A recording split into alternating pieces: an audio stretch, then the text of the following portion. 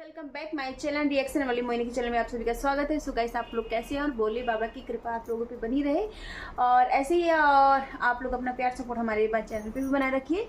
So guys, आज मैं फिर से एक बहुत प्यारे से गाने पे रिएक्शन करने वाली हूँ जो कि है भोले बाबा का ही गाना है, जो कि सिंगिंग करी है केसरी लाल यादव जी ने। करी है सिंगिंग शिल्पी राज, इन दोनों लोगों ने सिंगिंग करी है। तो गाना बहुत ही प्यारा, बहुत अच्छा है। तो आज इस गाने पे मैं रिएक्शन करने वाली हूँ। ए मेरा मोर भोला, ए मोर भोला।